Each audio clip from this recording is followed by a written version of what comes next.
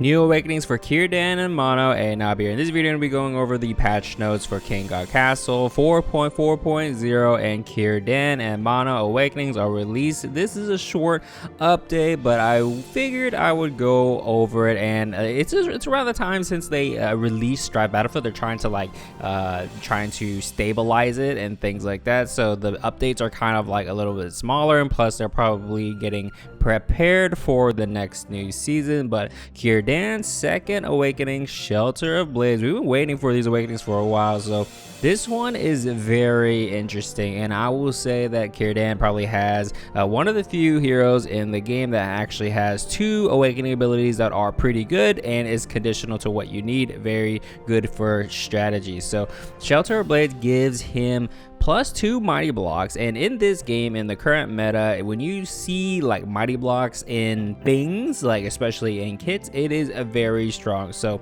+2 mighty blocks when he uses his skill, that is amazing. And then he starts channeling, right? And then he also, it's not just one note, he obtains mighty blocks when he spins, when he destroys an enemy mighty block. Obviously it doesn't apply to bosses, so like for example, I believe necromancer units actually have innate mighty block. If you destroy those, Kyan actually gets mighty block back. And also in arena, this is very strong because in arena, a lot of people use lunaire. There are a lot of mighty blocks in arena, and whenever Kyan gets rid of that, he gets it himself, and then also he's generating it himself with his skill every time he does it. So it is very strong. So his awakening 1 still has a place in my opinion, and it's still really good. So like his awakening 1, if you don't remember, it's like when he is low health, he gets -50% damage and like I believe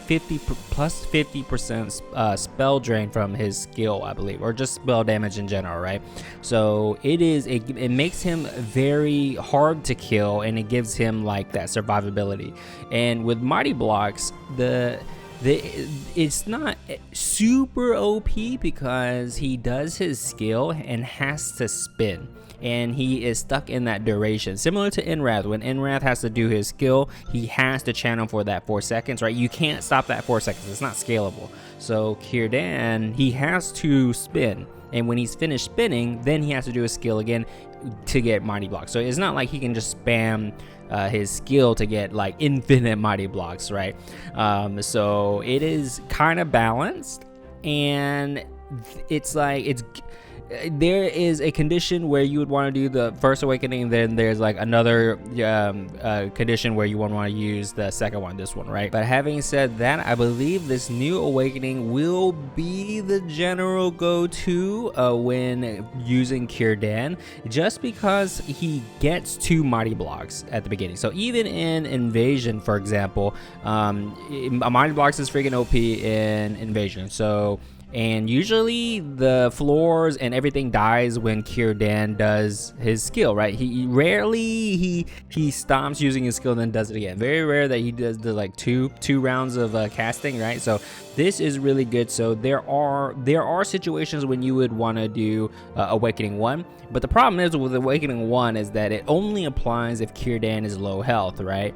So, and it's not too often where he gets to that point where his awakening 1 actually triggers, right? So that's kind of like the toss, right? So this one actually is great all the time, whereas awakening 1 is only good when his health is like super, like kind of super low, right? Which it's like, you know, it kind of feels bad, right? So most of the time it's kind of wasted if you think of it that way. So this one, I'm pretty sure, is going to be the default one to select because it is great all the time, and mighty blocks is really strong. So it is pretty good. I think there is definitely a place for the first awakening, and it's kind of like if you don't have lifesteal and things like that, like yeah, I would say like in Great Rift specifically is really good because you have the choice of getting mighty blocks or getting that survivability and kind of like hard tanky to kill, right? So in Great Rift, it is amazing strategy tool to select both, and I think there's a place in Great Rift for sure to select both. I think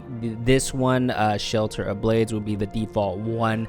Kind of, there's a place in like other modes like Arena and stuff like that too, so I would say play around with it, but definitely Shelter of Blades is looking to be the new default awakening for him. Now the next one, Mono is an interesting one. So Prayer of Purification adds CC removal effect to his skill recovery. So if you don't know, Mono, when he's a link type hero, and when he buffs his target, he also heals based on his spell power, which is unique from, like, you know, Lunaire doesn't heal, right? So Mono actually heals, and it is actually tick based. It's not like, you know, it's not continuous, it's tick based, right? So like every second.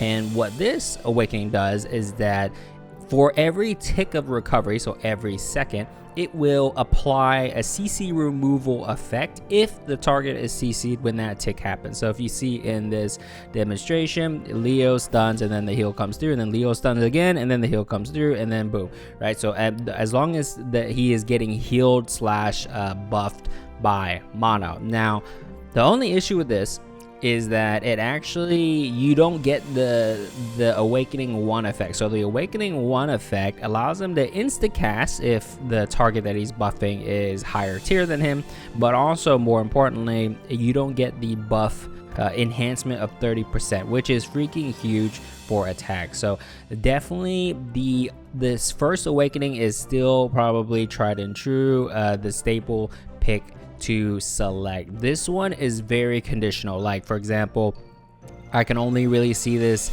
being a thing in Great Rift. For example, this is really useful in Great Rift, by the way. This is extremely useful if you need a CC removal effect guaranteed over time for your carry unit. This is really good. I can see this being used in Arena as well, and it is useful. So like, but defaultly the first one is probably the go-to, but the second one is definitely really good as well. It's not like a, you know, usually in this game in King God Castle, usually heroes have like one great one everyone uses and the other one is like, forget it even existed, right? And Mono is not that. Both awakenings are really useful depending on which situation that you need him for, and Awakening 1 is definitely his original one is definitely the one that you want to use defaultly.